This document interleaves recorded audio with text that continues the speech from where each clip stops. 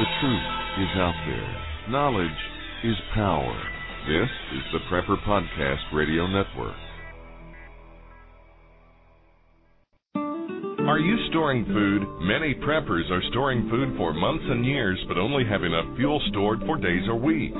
Stretch your fuel storage by harnessing the power of the sun with a sun oven. Food can be baked, boiled, or steamed at temperatures of 360 to 400 degrees Fahrenheit with the power of the sun. Depending on where you are located, you can use the sun for 50 to 80% of your cooking, allowing you to preserve your fuel storage for rainy days. Sun-baked foods stay moister and have less shrinkage and don't burn. Sun-baked roasts are tastier and more succulent, and sun-baked bread has unparalleled taste and texture. Water can be heated in a sun oven for purification or personal hygiene. For the past 25 years, sun ovens have been proudly made in the U.S. They are durable, have a long life, and come with a 100% satisfaction guarantee. For a discount coupon, email podcast@sunoven.com. That's podcast@sunoven.com. Hey preppers, James Smith here. I've got a new advertiser to tell you about. It is ultimatepreppers.net. There's a couple brothers out of the Pittsburgh, Pennsylvania area that have this website. It's chock full of everything you need and at a decent price. Let me tell you, they've got a Mayday fanny pack kit for less than $30, a Guide 10 Plus Adventure kit for solar power, 5-man tent for $89, tomahawks, GPS, go bags, so much more. Take a look at it. Freeze-dried food, supplies, you wouldn't believe it. Now, they also sell guns online, and they also have military surplus items. Now, new items are being added daily. If you order more than $100, items are shipped free. Now, they also do take PayPal, so take a look at it. It's ultimatepreppers.net. That's ultimatepreppers, that's plural, .net. Feeling like there are too many pressures and demands on you? Losing sleep worrying about tests and schoolwork? Eating on the run because your schedule is just too busy? You may be under too much stress, and it may be affecting your mind. Get your mental edge back with Nootropic Mind Power from mindregard.com. Nootropic Mind Power is not a drug, but a natural supplement. Its 12 powerful ingredients are natural and non-GMO, plus it's gluten-free, wheat-free, and formulated by Americans for Americans by an NSF-certified laboratory. Nootropic Mind Power is available at mindregard.com, spelled mindregard.com, and comes with a 100% money-back guarantee. Free your mind with Nootropic Mind Power cognitive supplement from mindregard.com. MindRegard. Clearly see tomorrow and yesterday. Today. This is KPRN-DB, broadcasting worldwide from Southeast Oklahoma, USA, to parts unknown.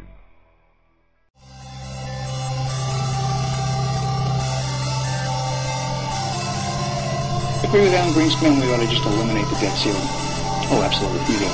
The ability of almost every working American to access more credit than they should have been able to masked the underlying fact that lower and middle class incomes were not rising. That's not a tenable strategy. Isn't now the time to eliminate it? Oh, it would have been time a long time ago. Let's put aside terrorism. Let's talk only about our own homegrown animals that are patrolling America right now. So it goes down to the simplest thing. Be prepared, be vigilant.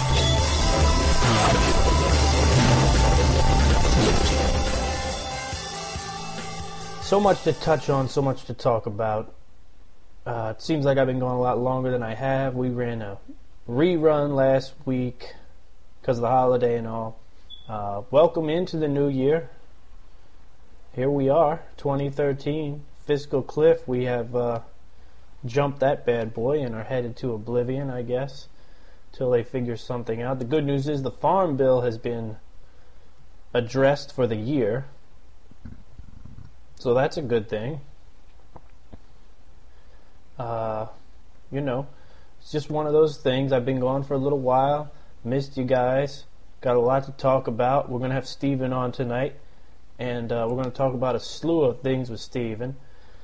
Steven from Alerts USA, while we're on the subject of him, I want you guys to get on the PrepperPodcast.com website.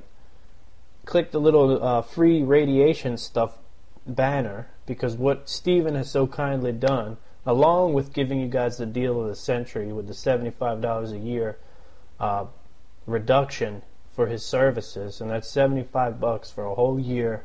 You get all the alerts sent directly to your mobile. You know, and these aren't cockamamie alerts. We go over this every time he's on. These things are legit. My wife has it on her phone. I'm going to get it on mine. The only reason I don't have it on mine is because I smashed my screen with my bad temper, so I can't see anything anyway. But that's beside the point. Go to the website, PrepperPodcast.com, click the nuke alert. You'll see the free radiation stuff, a banner. Click that bad boy and enter. Still got a few more days for the gun giveaway. Get on that. But what I want you to do is get on that nuke alert. So that's a sweet package, man. You get the nuke alert, which is like $120, $130. Potassium iodide tablets, radiation stickers. If you have any type of nuclear power plant around you, this is a big deal. Jump on it. These are things you should have, and because you never know. In a situation like that, when something is leaking from a power plant, it's a lot of times they won't even know until it's headed your way.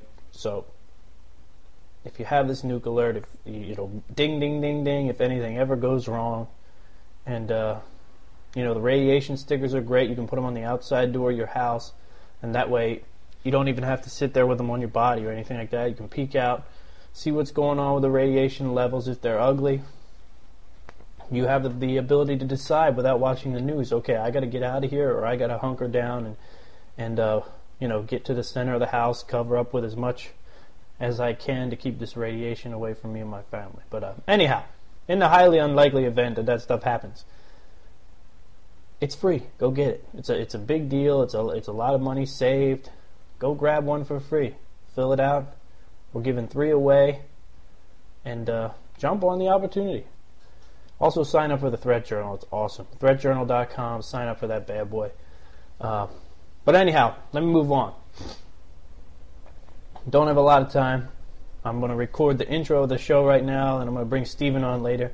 My wife just ran out to get coffee, and so I'm going to try to throw a bunch of this down while my son's asleep, because that's the life I lead, the fit-in-holes life. Anyway, so I'm listening to this home improvement guy, who I listen to on the radio station down here. Every Saturday he's on, right? And I like him. He knows his stuff, right? So out of nowhere, he talks regular bullshit along with talking about home improvement stuff, taking callers and telling people how to fix their home. But out of nowhere, he just says, you know what? Things are going to get better. Things are going to get better in January, maybe February, no later than March. We're going to see things get better in this country. I don't know why. I just think they're going to. I feel that.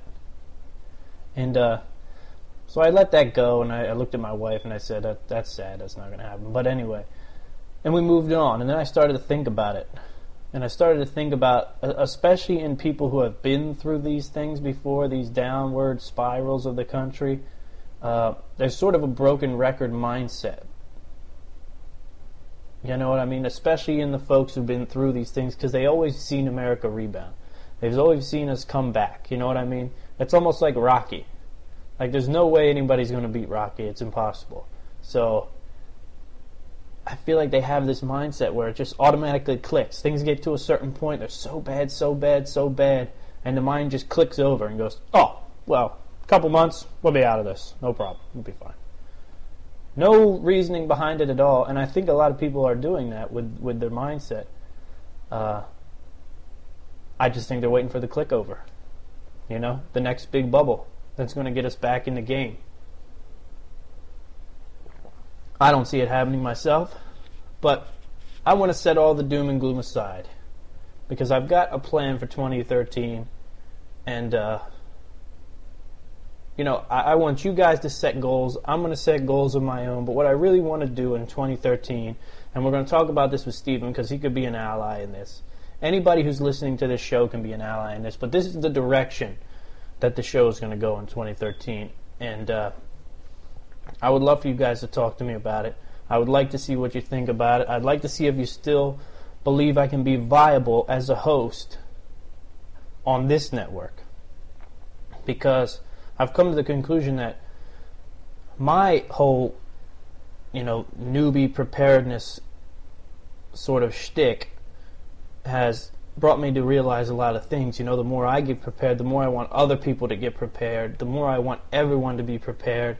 And basically what it comes down to for me is I want to solve problems. You know what I mean? I want to get everyone self-reliant. That's what I want.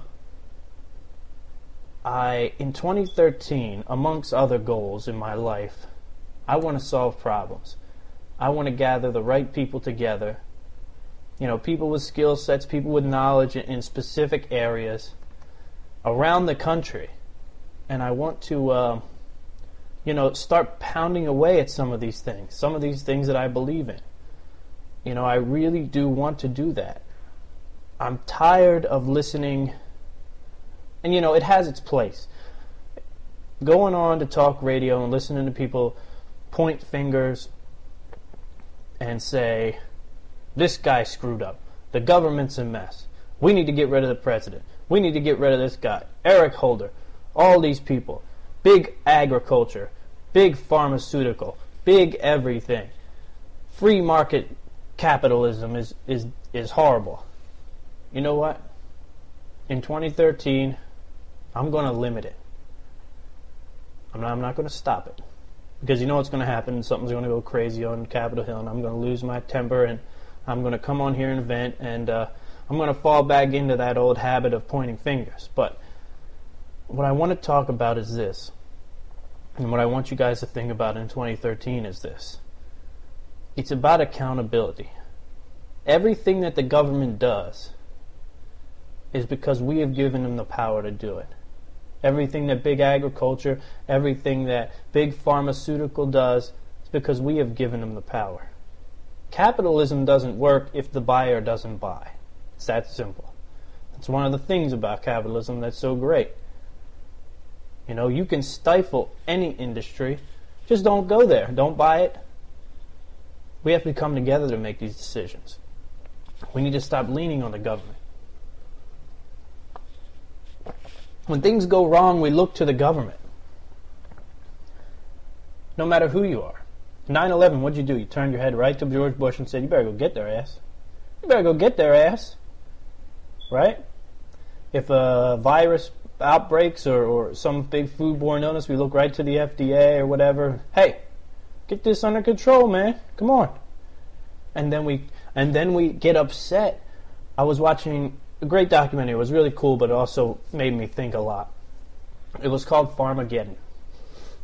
And I'm not plugging it for any reason. I'm just telling you what I was doing last night.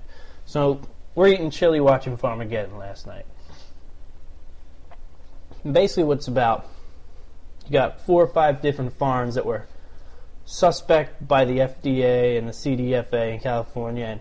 And basically they were shut down because of things that didn't work, or they said false claims. I'm not sure. I wasn't there, obviously, so I can't say. But the whole point of the documentary was to say that these government agencies came in and shut down these farms for doing nothing wrong. Okay? Now, they're saying, why? Why does the government do this to us? Why can't we sell our raw milk? Why can't we do this, that? And, what I thought about at first was, yeah, this is bullshit. Let these guys sell their raw milk. What's the big deal? And then I realized, when the E. coli outbreaks, not that it happens often, and it doesn't. Raw milk, obviously, is safe. We've been drinking it forever. They weren't pasteurizing milk up until, the 30s, 40s, I don't know, whenever the Industrial Revolution really took hold in the dairy industry. But, raw milk's not going to kill you. But there's a reason why the FDA and all these government food safety agencies have to come down on these small farms. it's because of us, right? They know if an E. coli outbreak happens, what are we going to do? We're going to turn to the government. Hey, government, get this under control, dude, so I can go back to playing video games. Let's go. I don't want to think about this. It's about accountability this year, guys. In 2013, it's about accountability. Take a look around. This is step one. If you want to be a part of this with me, with I Am Liberty, look, when I started I Am Liberty, it was about each individual understanding that I am liberty. Saying it to yourself every day, I am liberty. I am the reason for freedom and liberty. I'm the reason we lose it, and I'm the reason we have it. I'm the reason we keep it. Right? That's what I Am Liberty was built on, the name, when it was just a website, and I was typing mad, angry government stuff. Now it's a radio show, and this is the direction I want to go with it. You know, we're going to still talk preparedness, we're going to still talk current events, but we're going to focus on getting things done and solving problems. Because that's what I want to do, and that's what the world needs. You know, it's about accountability in 2013. If you want to be accountable for your actions, if you want to look around at the world and say, look, this is me. This is a reflection of me. Because I don't care who you are. You know, if you think you do everything right, you live the perfect life, you shop at all the best places, you don't support anything that is unruly or whatever, you're still responsible for this world and the world around you. And doing nothing is just as bad as doing all the bad. Right? Can we agree on that? Can we agree on the fact that if I sit back and be a good little steward and do nothing wrong, it's just as bad as doing the wrong? Because that's the way I feel about it, you know? I can't sit around and do nothing anymore. I'm not saying we're going to solve the self-reliance issue. I'm not saying we're going to be able to get all the families in America working at co-ops and getting, you know, providing themselves with at least 50% of their own food. But in 2013, I want to take a look at some problems. And you guys who are interested in this, shoot me some emails and we can talk problems. You know what I mean? We can talk any kind of problem that you want to talk. And we'll whittle it down maybe by February to a few. You know, maybe like 3 we can work on. From there, we start to pool in the people with the knowledge. You know? Gun control. You know, we piss and moan about the gun control. Guess what? What happens? You see, the government is a reaction. So, someone gets shot, or a bunch of people, or a bunch of kids, or whoever, whatever happens, they get shot, and everybody turns. Government, hey, government, wake up. Can you do something? You know, because I don't want to do anything. I just want to sit on my couch and eat chili and watch food documentaries on Netflix. Can you do something about this, government? Cool. I'll be here. You do something. And if you do anything that I don't like, well, then I'm going to protest it. Do you understand what I'm saying? As a community, we have to come back to life. We have to take care of these problems. One of the biggest things I'd like to get into is mentoring. You know, these young men who have problems, who don't have complete families, they need to be put back on track. If you read the article I wrote about the massacre at Sandy Hook, you know that no matter what you're into, no matter what kind of crazy shit you listen to, watch, play, experiment with, whatever, if you have a good support system at home, they're going to pick you up out of that world and shake you and say, hey man, come back to reality. You know what's right? Yeah. You know what's wrong? Yeah. Alright, we'll go back and have fun. You know what I mean? But without that steering, you're going to have trouble like we have. I think self-reliance, community building, mentoring, you know what I mean, all these things we need to work towards. And this, don't get, just because it's not in a can and it's not freeze-dried, this is just as much about prepping as a water filter or whatever. You know, this is a larger scale. If you're comfortable at home with yourself and the preps you have, this is the next level. Okay, I'm not, but I'm going to take it to the next level because I'm tired of the world. And I work too hard, and I use my brain too much to not do anything. I like solving problems. It's what I like to do, and I'm going to do it this year. I would love your help.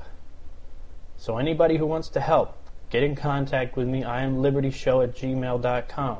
You know, I've got friends, I've got people and a team that's slowly coming together, but each problem will be, you know, specific to a certain skill set. But this is what we need, man. We need to, but what we need to do first is we need to put the wall down. The I'm always right wall has to come down. It has to. We have to say, look, I'm just as wrong. Okay? I'm pointing at the government, but I put them into power. I allow them to do what they do. And more importantly than that, is the fact that because I'm lazy, I've allowed them to do what they do. And because I don't want to come up with answers on my own, I've given them the duty. You know, I hear so many conservative people say, oh, the government's just supposed to take care of the country's security. Yeah, no shit. That's what it was put in to do. Until people started lackadaising and nobody wanted to work and everybody wanted free and everybody wanted problems taken care of and roads fixed and everything else. And look, the government should be responsible for some things. One of the reasons the deficit is so high is because of you. I said it. I said it, and that's it, because of me. One of the reasons the deficit is through the roof is because we expect too much from the government. Look, government's full of assholes and idiots. You know that. I know that. No big deal. That's never going to change. When I was younger, I thought, yeah, you know what, we can change this government. The problem is not that. There'll always be people grabbing for power. The balance, the hard work, that has to come from us. And if it doesn't, then we're going to go nowhere. It's that simple. What we have to do this year is understand that we're just as wrong as the government itself. If you're willing to make that decision and understand that, like I said, send me an email and we can work together. But if you're not willing to make that decision and understand the reason that we're in so much trouble, the reason that the debt is so high is because of you and because of me, then you can listen to the show and have a good time and call me an idiot or whatever. But the truth is, we're all accountable. Those of us who are doing the wrong are accountable. Those of us who are doing nothing are just as much. And that's how I feel about it. And I'm going to take that mindset and I'm going to grab up as many of you people with the right mind who understand if we don't change the mindset in this country, then we're going to have problems. I'm going to get the minds together that understand we can fix it. But the only way we can fix it is if we fix it. The people fix it. You know? I'm going to gather those folks as best I can, and I'm going to devote my time to this thing. And I want you guys on board, and I want you guys to help me. If you don't want to help, that's fine. But that's 2013 for me, okay? Shoot me an email, IamLibertyShow@gmail.com. Tell me what you think. If you like the idea, cool. We'll talk about it. We'll talk about what we're going to work on. It's about preparedness. Doesn't matter. Doesn't matter. Like I said, it doesn't matter. It doesn't come in a can. It's not freeze-dried. It's not a cool little tool you throw in your bag. It's not a cool little knife or a fire starter, but building the community is just as much about preparedness. And taking this thing by the reins, doing something about it, that's what it's about. So anyhow, I'm going to move off that for a little while because you're going to get a lot of that this year. Before we bring Steven on, I just want to talk about setting some goals this year. It's early on in the year. I'm not a big resolution guy, but I am a big list of goals guy. All right, I had a list of goals last year that I did a lot of work on, and I'm happy to say I've got a lot of them done. Build your list. I'll give you some examples. My list starts off like this. Assault rifle, ? Or auto-loading rifle.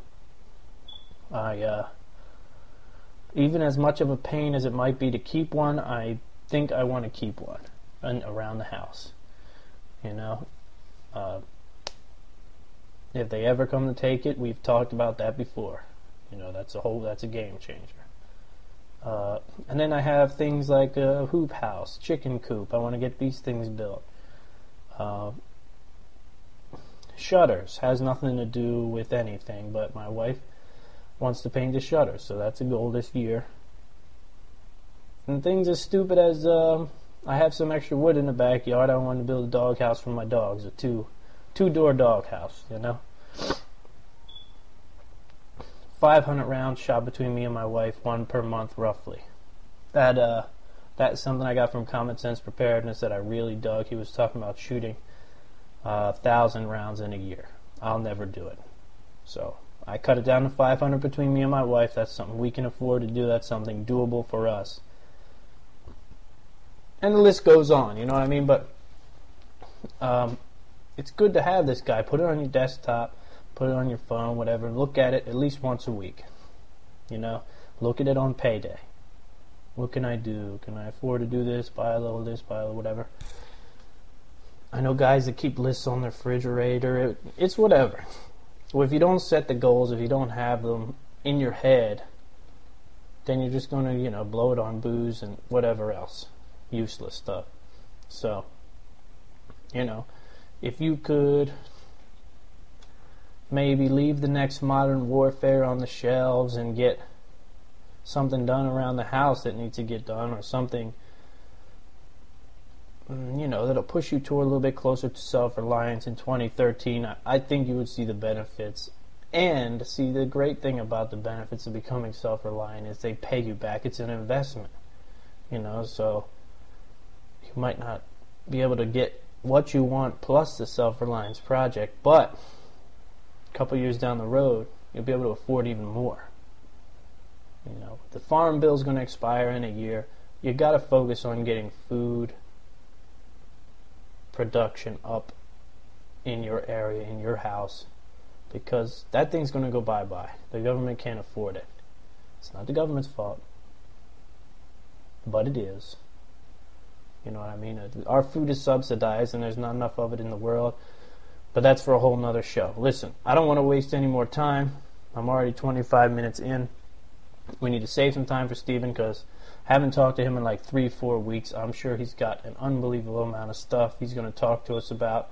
I've got a few of my own talking points I want to talk with him about, and we're going to bring him on in a moment. All right, guys, here we go. We got Steven on with us again. Steven, how you doing tonight? Fantastic. Had great quiet holidays and ready to be back at work. Yeah, I hear you. I'm definitely ready for a little normalcy myself. Enough family, time to get back to work.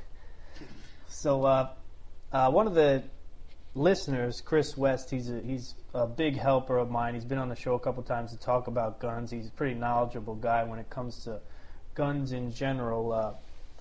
This came before the Feinstein little summary came out, and he wanted to know if you had anything pressing about what's going on with the gun legislation and things like that. So I've been asking all the listeners to send me questions to ask you, Steven, because I think that's the best way for you to really prove your product's worth. No better way than to come on the show and tell people what they want to hear. So they've all been really into you, and this is just one of the questions I got from him. So if you have any cool factoids about that, you can lay it on me here. Sure. Let me start with a little bit of history. Many of the genocide incidents that have taken place in the world over the past 200 some odd years have all started with disarming the population. Example, 1886, the Ottoman Turk Empire disarmed the Armenians. After that, 1.5 million were killed. In 1929, the Soviet Union disarmed anti-communists, anti-Stalinists, and that led to a purge of 20 million people. Ooh. Nazi Germany started disarming the Jews and the Gypsies and the anti-Nazis beginning in 1928. And by the time their fling was finished, 18 million people had been exterminated. In 1935, China disarmed anti-communists and pro-reformers, and a big chunk of the rural population. Here again, 20 million were subsequently wiped out. More recently, we can look at Cambodia, which basically they attempted to remove the entire population of that country in Pol Pot's killing fields and so on. Rwanda is another perfect example. This is there is no other reason to try and disarm a population than to be more powerful than that population. And I certainly, and this, let me go back to the other example. While it was not the specific reason for the American Revolution, it was a major contributing factor. When the Brits started trying to round up weapons, that's when things started to get really bad here. And while I love my country and have a lot of respect for the government and all that, these are scary times, man. You know, one of the things I think people are missing in this whole, sort of gun grab, if you want to call it that, is I hear a lot of people beating up on the president and giving him a lot more genocidal maniac credit than I think he deserves. I hear a lot of people saying, well, he wants the guns because he wants to kill us all. And personally, I don't think that he's that guy. But I don't think that him or Congress or anybody really understands how things can change in 10, 20, maybe even 5 years. Who could be in charge? And, if we get a regime in there that is kind of wacky, who knows what they could do? And furthermore, what worries me more than that even is America's going to fall on hard times. That's obvious. Yep. And if a country like China or anyone who really wants to take advantage of an America down on its knees knows that the population has really no way to protect itself except airsoft BBs, it just seems like an open door for an attack to me.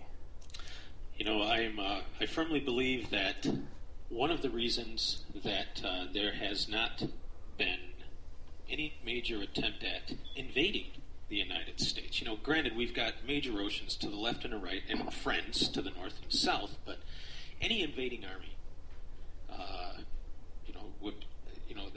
it's foolish to even consider it right now because of the number of firearms that the general population has in their possession. But you start to take that away, and given that these major oceans on our east and our west, they're not as big as they used to be.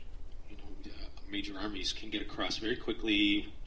Standoff weaponry has been around for a while.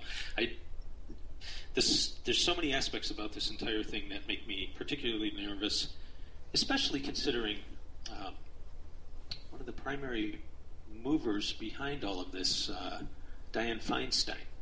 She herself, there's clips all over the web of her saying that she herself, for a period of time, had a concealed carry permit, carried a firearm for her self-protection.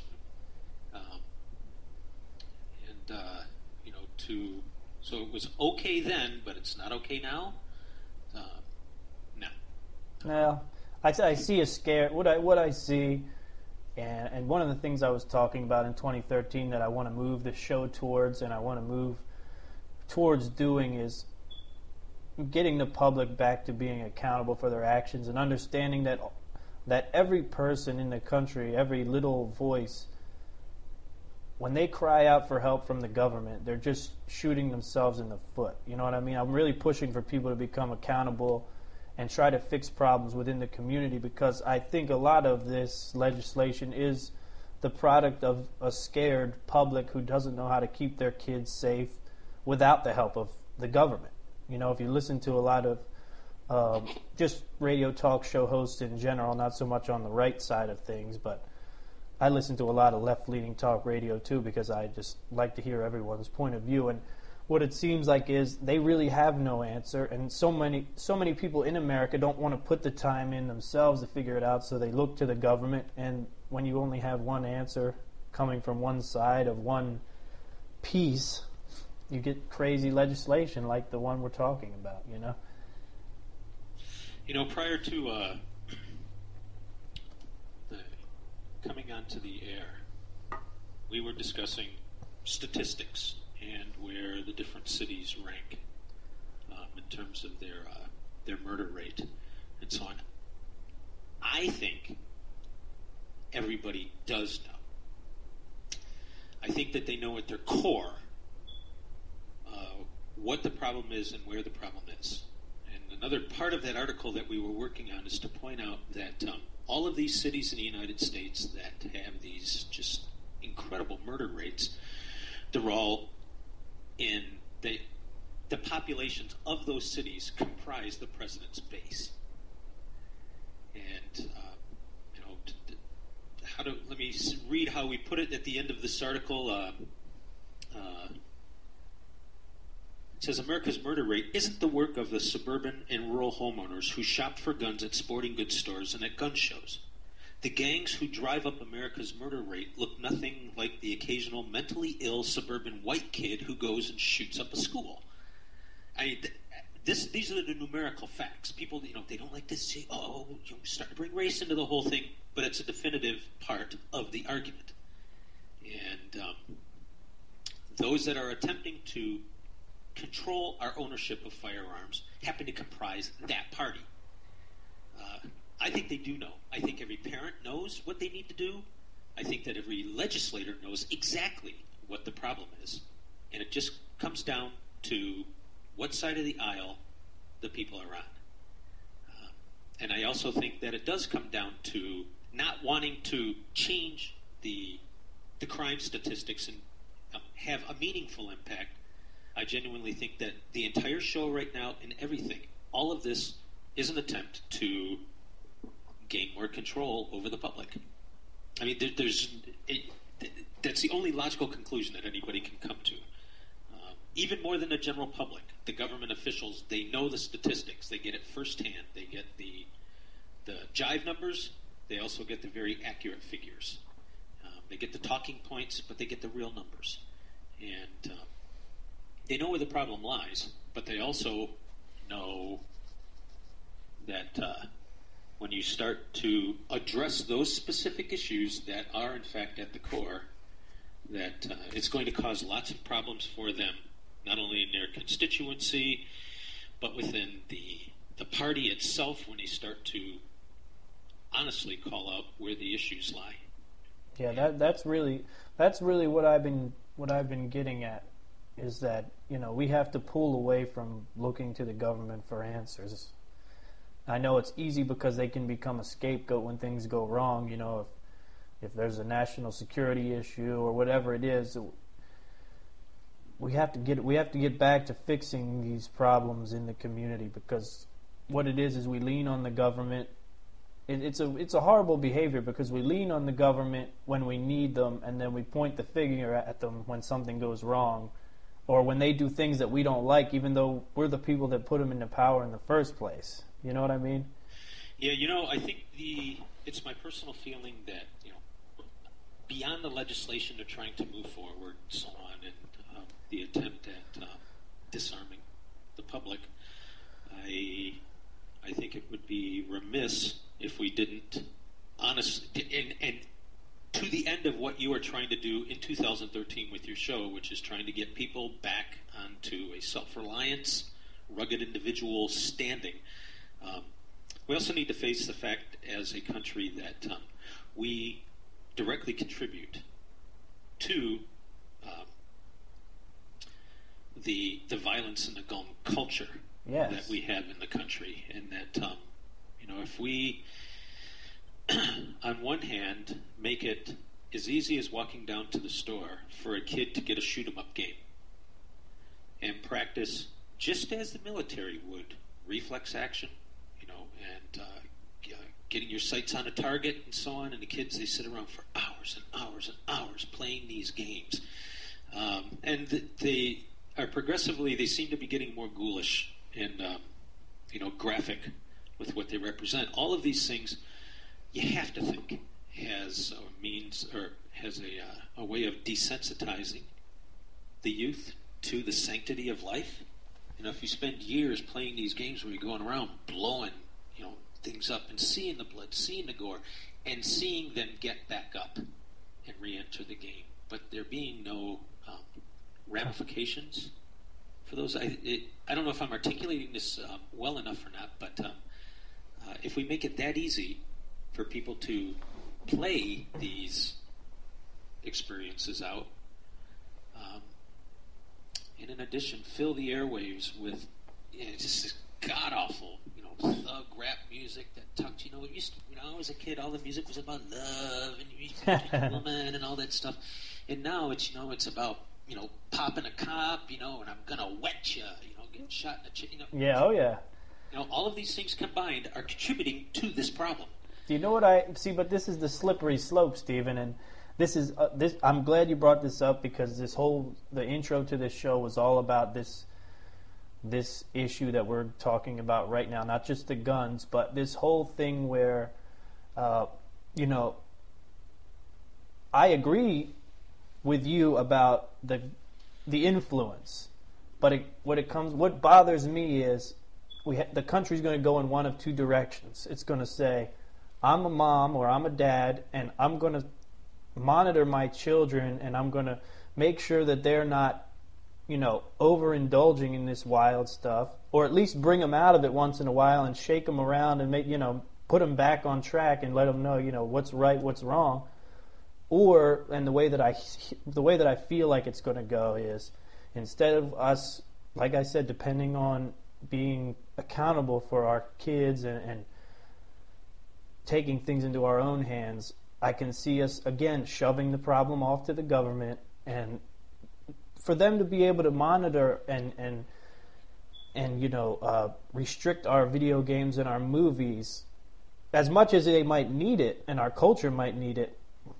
It's just another attack on the First Amendment, in my opinion. I agree. I also think that there is another solution as well, and that is to say no to the kids. Right. I know in my, there wouldn't have been, okay, instead of playing it 10 hours this week, you can play it 5 hours this week. I know that when I was growing up, every aspect of my existence was controlled, as it should be, by your parents. And until you leave, and then start making your own decisions. But if you want to assure that your kids are going to turn out right, be domineering, control them. Parents up until like the 1960s, 70s used to do this. But the switching your kid's ass used to be a national pastime. Right. Now you go to jail. If you try to discipline your kids, or I think you're onto something really ideal here. At least within your listening audience, is putting back in this notion. No, your kids don't have to. Right, exactly. Play these games. When I was growing up, you could have just as much fun for an entire afternoon with a ball outside. And I think the key is that we have to understand that we are failing, as a society, and not depend on the government to make sure what our kids are doing is right and not right. Absolutely. Because again, what will happen is they'll go overboard, and we'll point the finger at the government again and call them bad guys when we harped on them. Oh, get this under control for us, please. We can't handle raising our own kids. You know what I mean? And I think, on a work night, it sounds like a great idea to push these responsibilities off on the government. But in the grand scheme, you realize, if you're going to give up your parenting rights to the government, you have no idea what kind of a door you're opening. Oh, see, but they already do give up their parenting rights in that I think the statistic right now is more than half the kids that are being born right now are being born to single-parent families, mostly to the women. Well, obviously to the women, but it's the women that end up caring for the kids. And so they, in fact, have delegated a lot of that parenting already over the past 30-some-odd years to the government. Yeah, I think a big portion of what I'm going to work on this year, because as much of a preparedness show as this is, I'm trying to get across to the audience that this year we're going to focus less on things in cans and less on things that are freeze-dried and more on, community level preparedness. And, one of the things that I really want to touch on and really want to work on building across the nation is really strong mentoring programs, because the biggest problem is there are so many homes without parents. You got mom working like crazy, and then you have dad who's either working like crazy right beside her or not home, or not even there, not even in the child's life.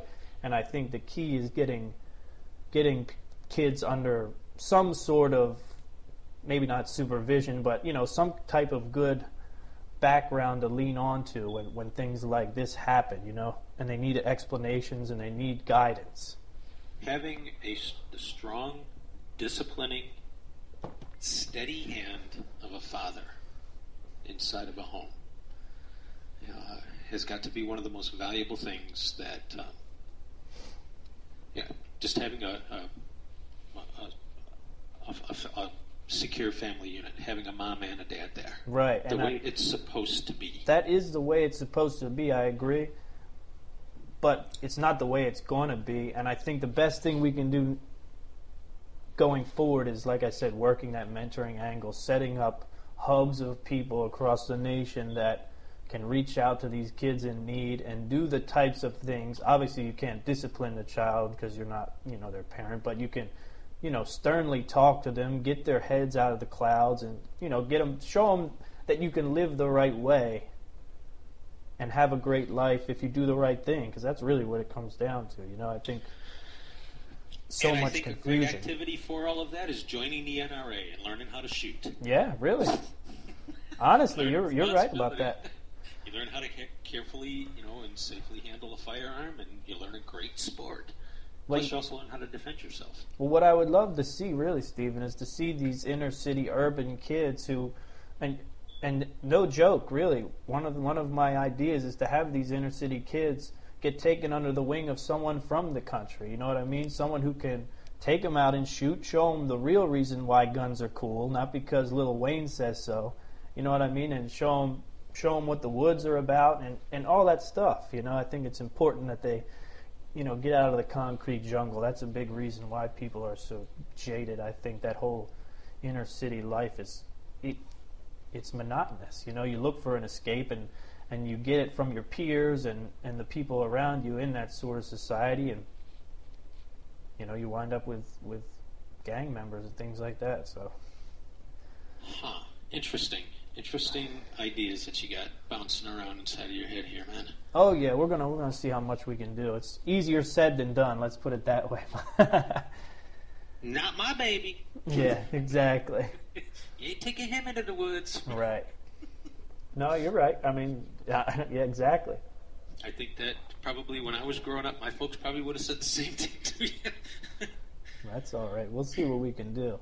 But one of the things I saw that was interesting, Stephen, I read the Economic Collapse blog. Mike, I always forget his last name.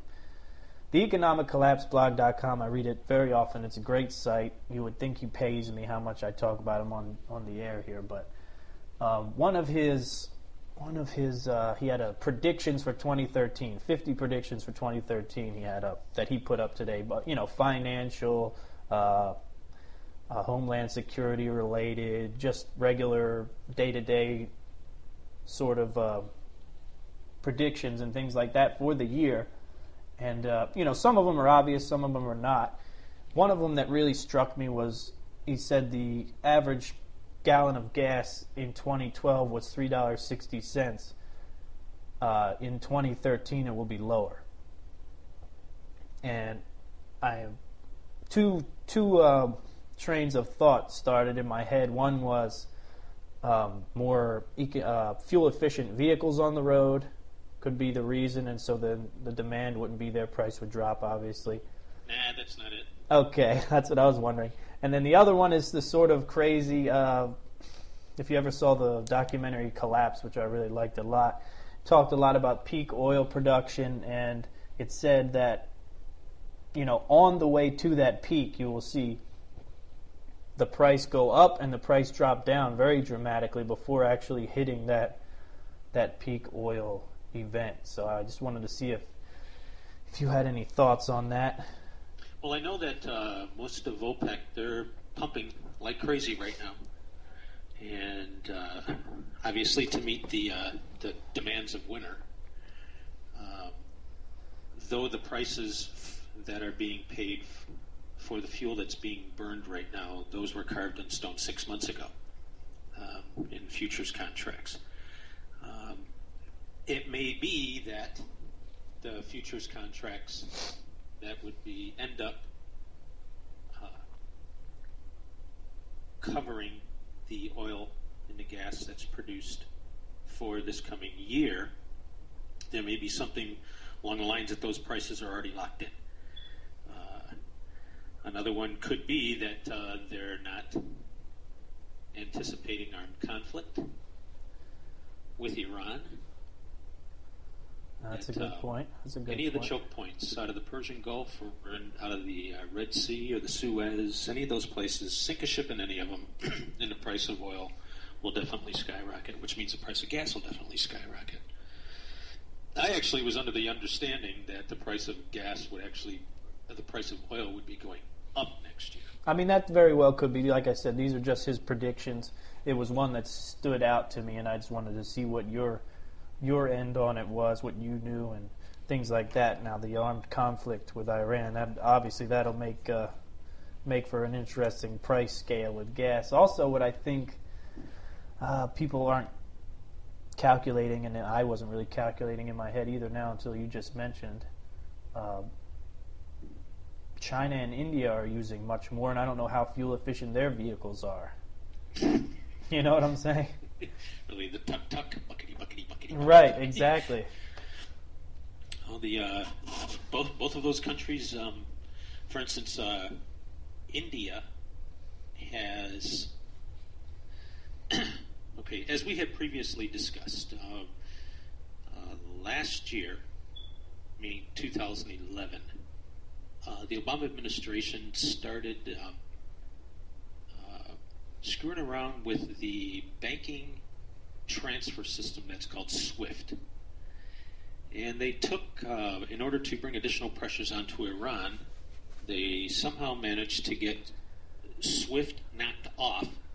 Got Iran knocked off the SWIFT system. So what they were unable to do is transfer money back and forth internationally between banks, which means that they were unable to settle international accounts for their imports and exports and so on, and all of the general needs that a nation has of moving money offshore and back for whatever reason.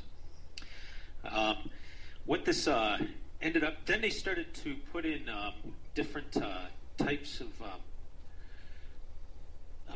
the sanctions, which started to play games with the oil that was being sold or bought and sold from Iran. One of the huge customers for Iran is India. And so large of a customer is India that they need to, that the Obama administration had to give them a special waiver to be able to continue the oil purchases from Iran because India just consumes so much. And they're just like, we don't care what the hell is going on between you guys and India. We have our nation that we have to heat. We have our nation with energy needs and so on. And so they basically said, screw you. We're going to keep buying from Iran.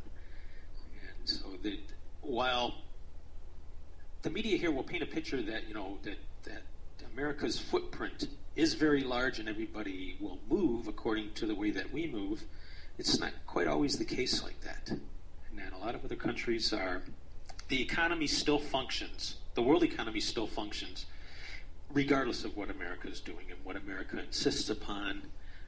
Perfect example is the gold. We hear they will manipulate the prices up and down in the paper market,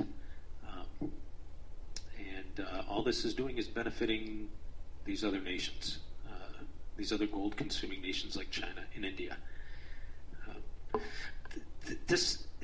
Everything is so backwards right now, Jim. I don't know what to make of everything. When we first started Alerts USA, back in 2001, we were reporting on nothing except for external threats. And now the trend seems to be turning, where most of the threats that come across our desks here and so on, they're from inside of the country. I mean, what the hell is going on? A lot, right? A lot is going on. I think that's what the problem is. It's so much we can't even get our heads wrapped around it all. I mean, it's just so much. Every level of everything is weak.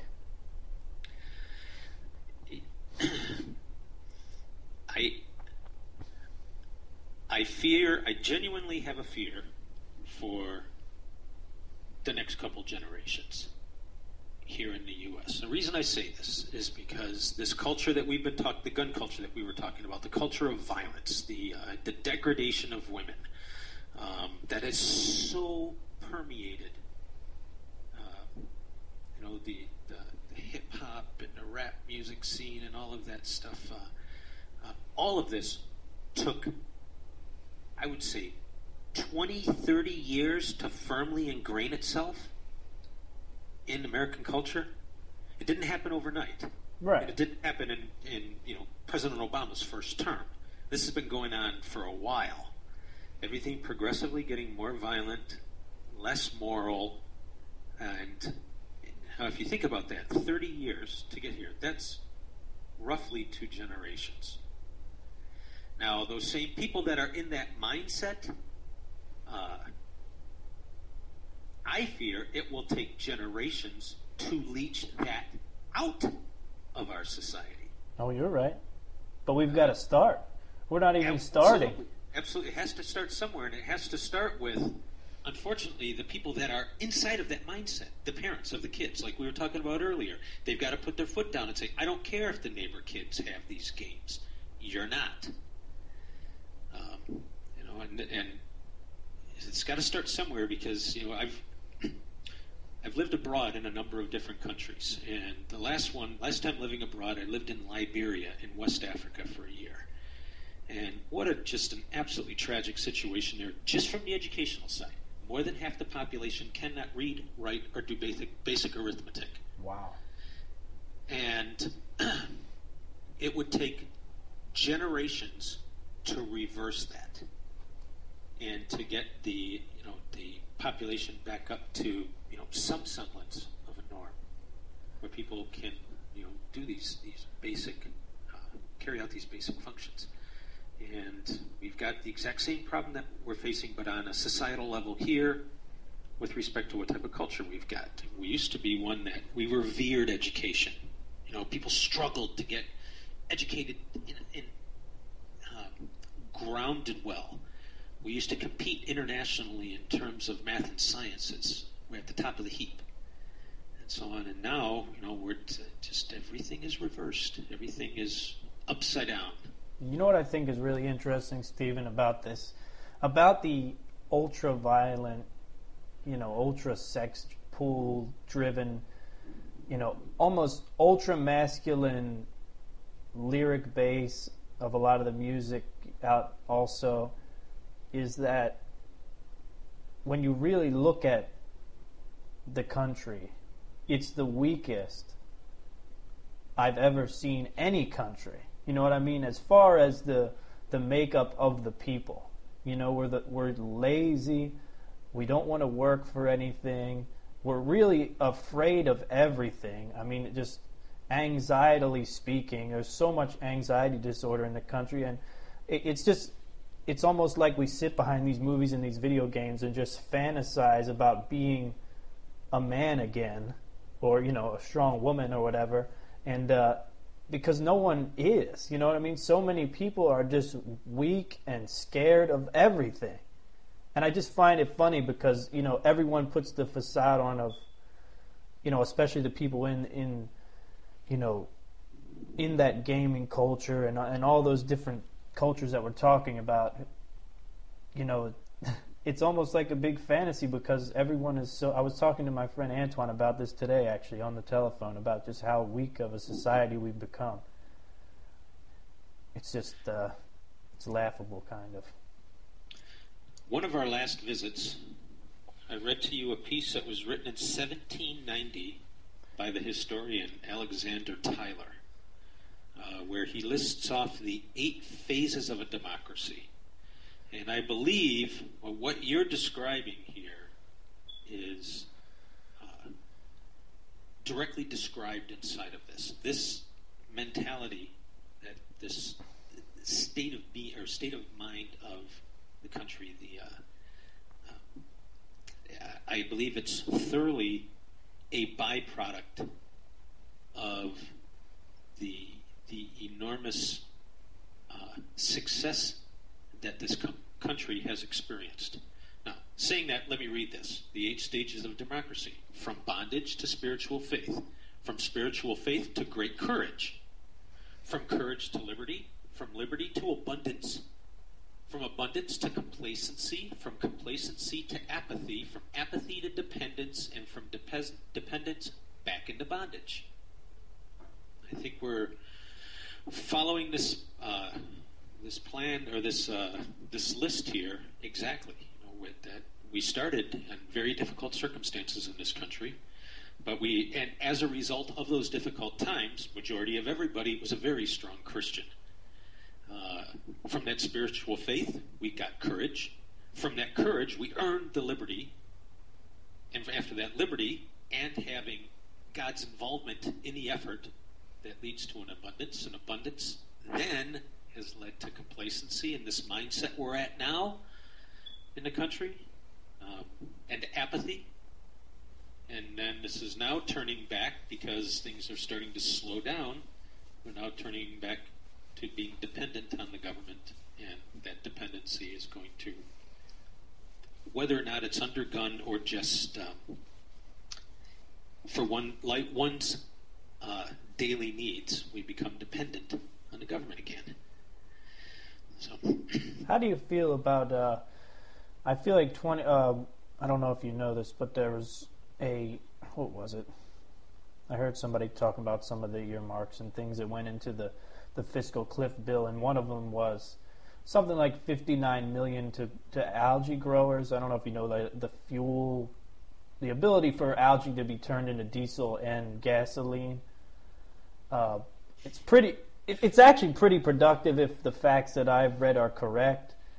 And one of the things I think, if we do it right and don't go haywire, I think that we can put a lot of people back to work if we really look at alternative energies, not in a way of build wind turbines and everything will be hunky-dory. See, Jim, but these aren't the responsibilities of the central government. You're None right. of this You're right about that. Passes the constitutional test. We're not supposed to, and I used to be a university professor. We used to go to the federal government in order to get research funding and so on. So I understand that there are some needs, but that the federal government can fulfill in this area. But all of it, in its totality, would not pass the constitutional sniff test if we were going specifically the way that it was intended to go. And it comes back to another thing like you were talking about with respect to the First Amendment. Where do you draw the line? Who gets it and who doesn't? That is a very good point. If we were to cut out all of these different things, and the government was operating, the way that the founders had intended, that a lot of these troubles that we're in, we wouldn't find ourselves in. But then again, there's a reality to the situation. I don't think that at the time of the founding of the country they expected the population to be as large as it is. movement forward in different events and so on, the different world wars that we've had to engage in and so on. But keeping government in check, regardless of population size, you're right.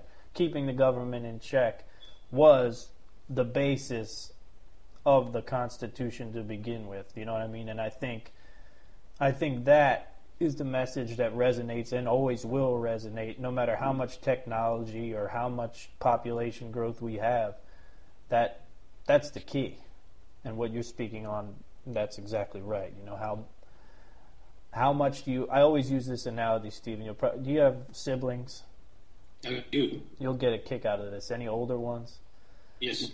Well, me and my sister have always had a great relationship, and I use this analogy to explain the government and how bad it is to just let them get a foot in the door, because, and the listeners, I think you guys like hearing this, I've said it on a few occasions, but there was a time when my sister obviously she's older than me, she got to the age where she had boys over, you know, and I couldn't understand this split up, why we couldn't hang out and play anymore.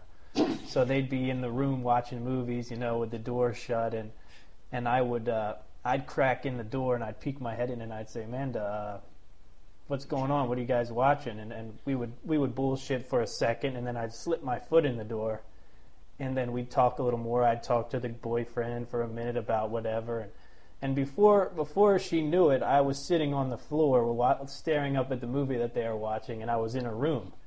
You know, I would just slowly work my way in, and any time I see the government sort of trying to pry into something like that, I think of myself, and I just say, once their foot's in the door, they're in. You know what I mean? And that's just the analogy I use for things like that we're talking about, when they get their little foothold. You know, that's all they need.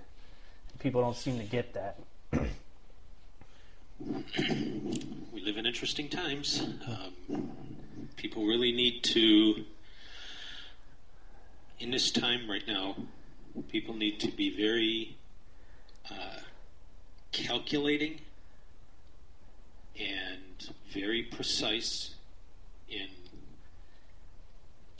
in all of their actions, whether or not, for instance, when you're calling and to voice your opinion towards your elected officials, which you absolutely should be doing.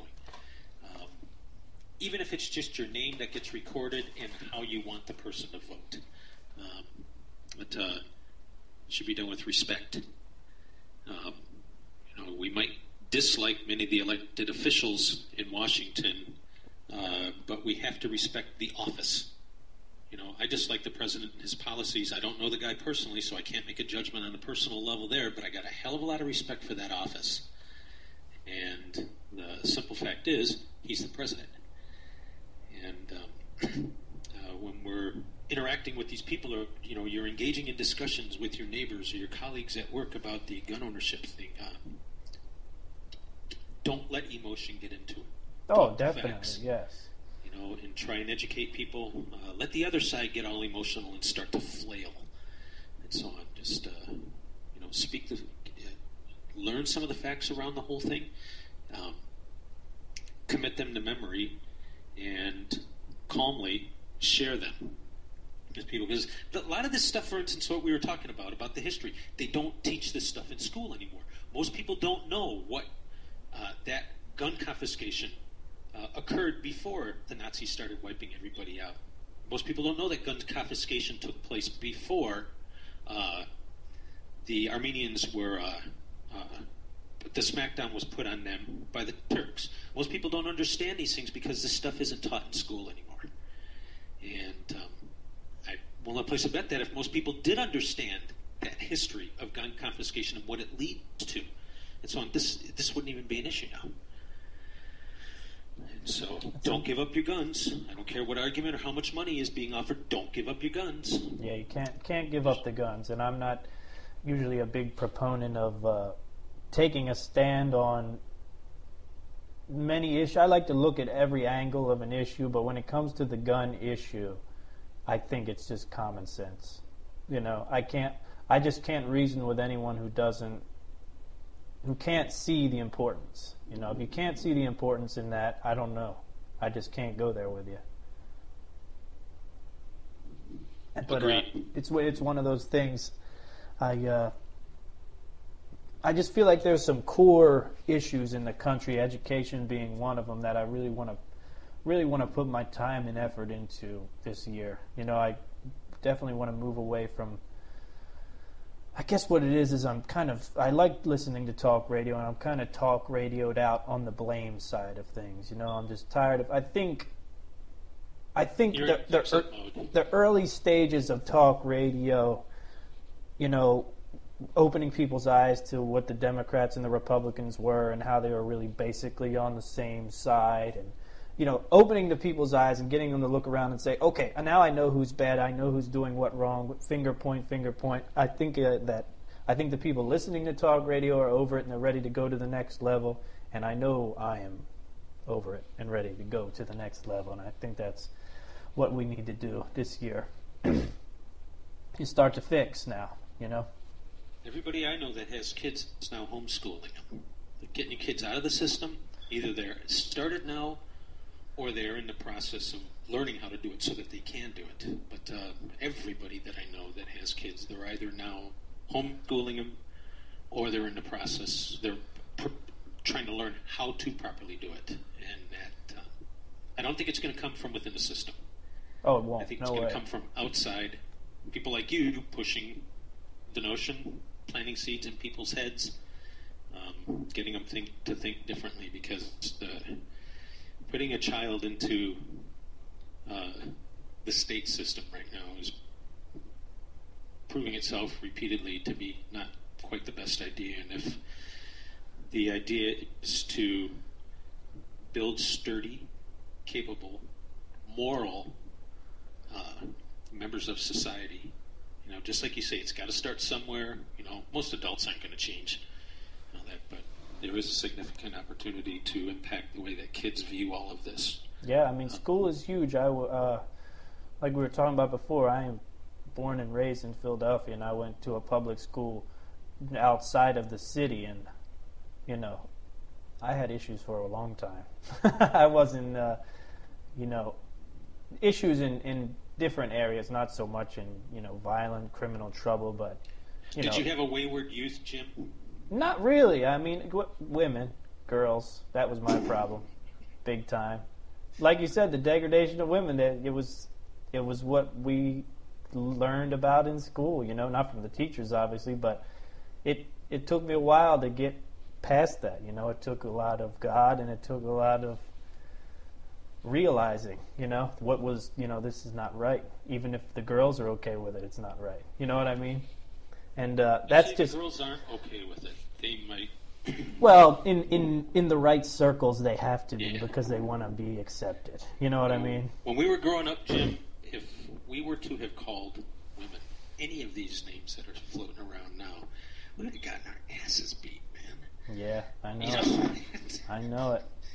You know, they would not have tolerated it, and it's sad to see that. I don't know, sad to see where everything's at now. But you know, we adapt and improvise. You overcome. You find a workaround. As sitting down in a corner and sucking our thumbs, obviously, is not a solution. Yep, ain't getting it done. What do you see for? I guess since we're at the beginning of the year, what do you see for 2013? Maybe could you give us three big ones to look out for, or two or three, whatever. Just sure, the let's big start things with on the horizon. And Iran. I don't think that you'll see anything flaring up over there in January. And the reason being is that Israel has its elections right now. So they're not going to let anything go crazy, you know, or get out of hand, you know, until their elections cool down. So we at least have January in the clear. Just like, for instance, us. We won't start dropping bombs, you know, in the run-up to a November election. It's just not going to happen. Let's see. Elsewhere, I think, well, let's continue along those lines. Before Iran, I definitely see Syria taking a definitive turn. I don't see Assad being in power in 2014. Okay. And, that's a big one, definitely. I definitely think, and I truly believe that it'll be Syria that goes down first before Iran, primarily because it's the weaker target. We can walk over Syria's, you know, with a pretty solid footing without any problems. Iran will pose a little bit more of a difficult challenge. I do see Iran getting the bomb. I don't think that the Western world has what it needs to try and stop it outright. And so do they use it? The dust and the crap cover and all of the hype and all of the BS that we get from the media and so on. Majority of the UN would like to see Israel removed from the face of the earth. Everybody consistently votes against everything. Everybody's against them.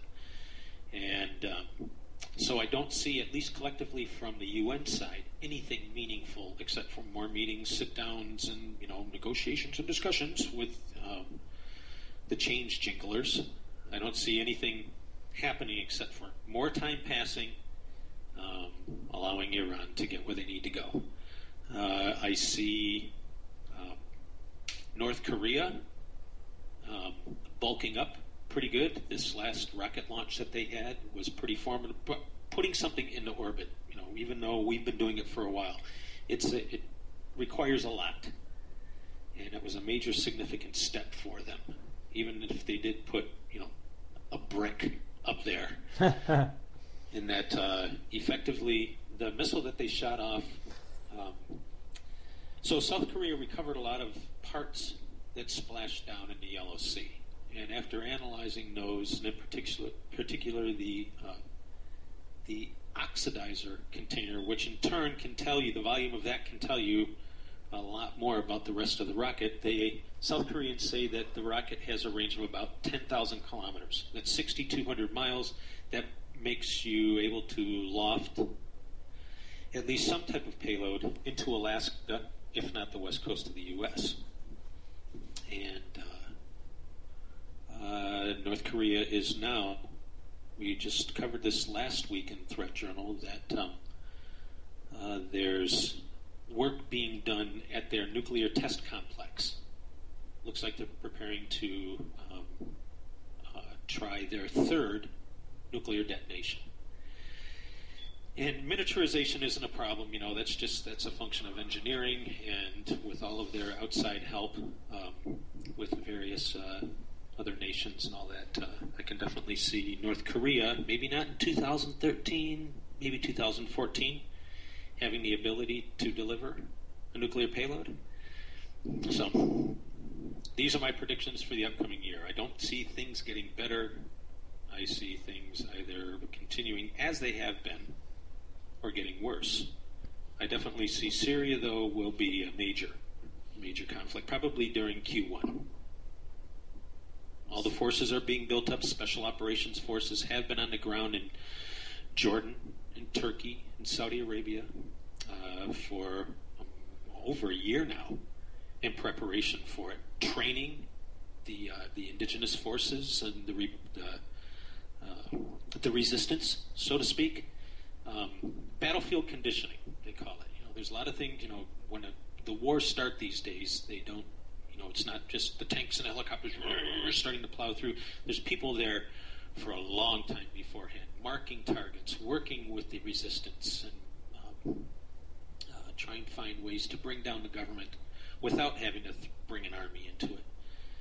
And you can only maintain a force readiness like this for so long before things start to fall apart. And so I definitely see, that's my prediction, is probably things will get rolling in Syria in Q1. That sounds good. Uh-oh. That sounds good. I'm going to be held to all this now. So. No. It's nothing like that. This is just, getting a little expert analysis of what's to come. Like I said, it's the beginning of the year. It's the fashionable thing to do. It's like it's like the beginning of the football season. You got to make your Super Bowl pick. It's just part of the game. That's all. But I'll be honest with you. You're the only, even with Alerts USA and Threat Journal, we don't make predictions like this.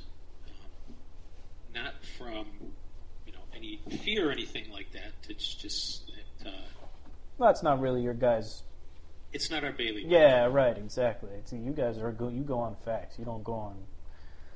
But it does give us an interesting perch from which to view the world. And oh, for sure, yeah. Well, you can deduct, we have great view. That, all of what I was mentioning about Syria, it comes from just watching. Yes. And seeing where everything is at, and seeing what forces are there, what's on the way there. We have so much military hardware over there right now, by virtue of Iraq and Afghanistan. I'm telling you, man, when it all just looks like a warm-up for Iran to me. The more we work into this thing, the more we bring over there, it really just all looks more like a few push-ups to get ready for the real fight. I mean, that's what I see when I look at it. With the amount, like you said, the amount of hardware we have over there, the troops we have over there, the training on the terrain of going to war on that type of terrain and everything over there. It's just, it all looks like a warm-up to me. It'll be interesting to see what happens to trigger things. Will it be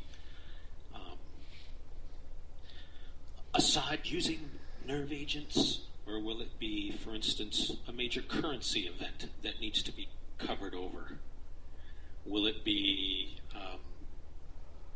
Russia getting upset about the way that the U.S. is pressuring Syria, or will it be, for instance, one of the Syrian resistance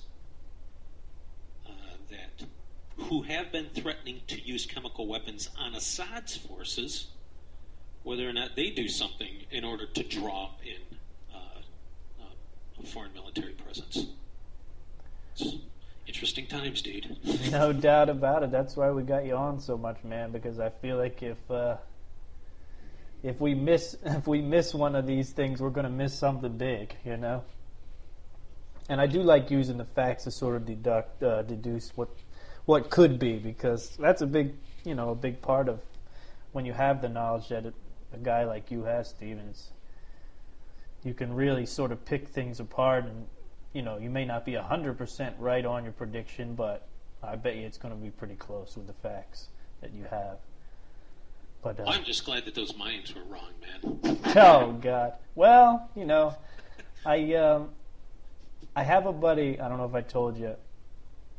His name's Antoine, and he was kind of not on the end of the world 2012 Mayan calendar end sort of things. He was kind of on the great change that would come at the end of the Mayan calendar, and he might be onto something with that. Could be change for the better, maybe the worse. Party?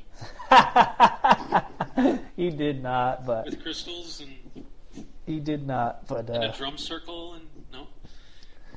Yeah, I know. It seems a little wild, but I'm just hoping maybe it's a change for the better. I don't know.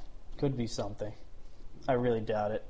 A stone tablet from thousands of years ago. I didn't put too much merit in it. Jim, I don't know you well enough to know what your religious convictions are like, but for most people, I tell people if you want to know how the world's going to end, Isaiah, Jeremiah, and Revelation give you a great idea as to how it's going to end. Everything else, from the planet Nibiru and the Mayan calendar coming to an end and the spaceship hiding behind some asteroid. No, I'm sorry. I actually had a bet with my elder brother that if we were here on December 22nd, that he would start going to church with me. And he agreed. We're still here, so this Sunday he starts going to church with me. Oh, nice. Cool. I am not a good Christian, let me say that, okay? None of us are. I never go to church. I pray a lot, read the Bible, but I'm that guy that I hate. I'm the guy who said I don't have time for it. You know what I mean? I wake up Sunday and I'm like, oh damn it, man, I got so much stuff to do. So we all struggle with it. It's one of those Somebody things. Somebody is religiously inclined, great. Somebody's not religiously inclined, well, that is a decision. And Well, all right, Stephen, I think we may have to break this show into two pieces, but that's no big deal. I can put another segment of it into next week's show if they don't give me the time I need. But this show's almost gone an hour and a half now but that's just how it goes when you're on. We just, with all the good. I'm sorry? Are you still recording right now? Oh yeah, we've been recording. Oh yeah. I hope that your listeners, we kind of go all over the map in terms of topics. Oh, I think they love that. Honestly, I think they love that. That's what Stephen. I think that's what good radio is about anyway. You can, like I was saying earlier, I think they're kind of worn out with the fiscal cliff and all that. Just same old. Sometimes when you listen to the radio, if you ever listen to one of my heroes is Michael Savage. I love his style of radio. I don't agree with him on 100% of things that he agrees with, but the man is great at bringing in topics outside of just the world is fucked. You know what I mean? We all know it is, but to engage, people and get new ideas flowing, you gotta bring in a little bit of personal life. You gotta bring in a little bit of, what else is on your mind, and that's why we talk for almost an hour straight. No big deal. Anybody that can get banned from a modern Western nation, specifically for words that he speaks, is okay by me. Oh yeah, definitely. Savage getting blackballed out of England, that was pretty funny, man. Yeah, that's unbelievable. Still to this day, that's unbelievable. Just for words that he spoke. That's it. Nothing else. No political affirmation, hardly. That's it. Well, Jim, it's been nice visiting with you. Most definitely, Stephen. I'm going to call it a night here. Guys, again, it's Stephen. I'm gonna try the name. I always say Stephen. Oxtakalnis. Stephen Oxtakalnis with Alerts USA. He'll be back again. Don't forget to sign up for that threat journal, man. It is awesome. Like him on Facebook. You get the threat journal on Facebook. You'll get those stories sent right to you, right into your little page there. Yeah, for people that subscribe right now, next week we're putting out a free audio class that teaches you how to power your house from your car. Whoa.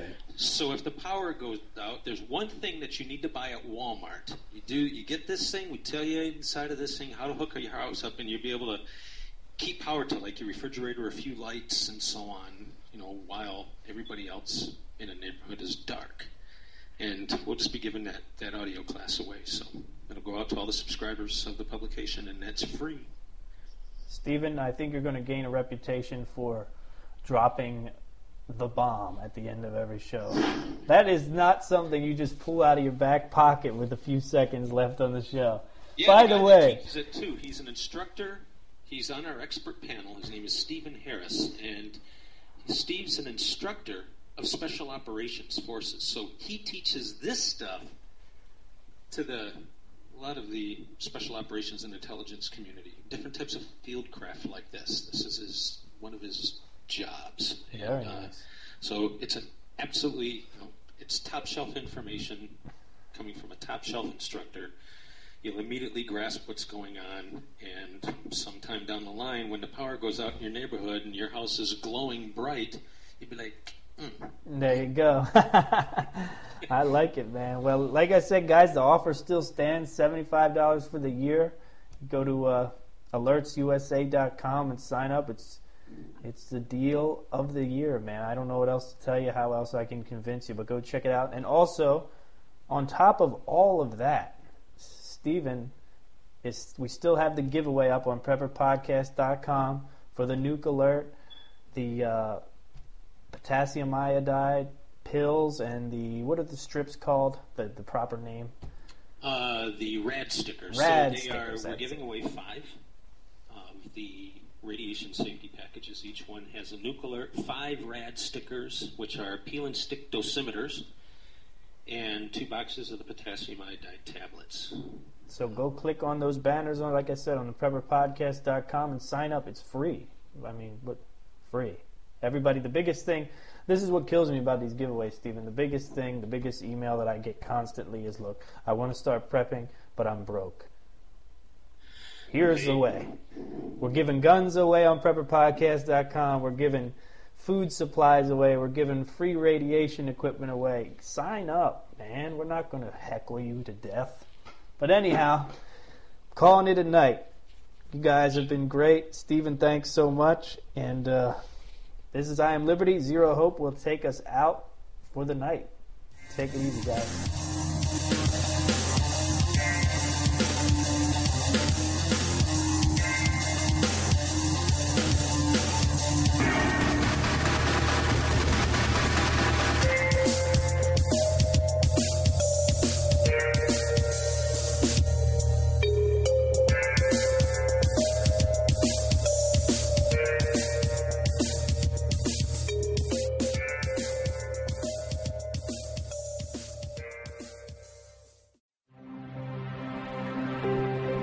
Are you sick and tired of having your First Amendment harassed or censored on Facebook?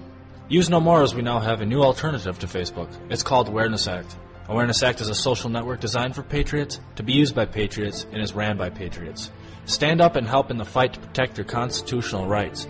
Patriots can create pages, blogs, videos, documents, articles, and so much more. We even have a unique news feed system that allows you to share, read, or connect with any patriot on Awareness Act. We are a dedicated tool for patriots to use against the tyranny our Constitution is facing. So if you're tired of having your rights infringed upon, come check us out at www.awarenessact.com. Again, that is www.awarenessact.com, the social network for patriots, not potatoes. Whether you take me for the fool, I know that I can be. Whether you see me eye to eye. This is KPRN-DB, broadcasting worldwide from Southeast Oklahoma, USA to parts unknown.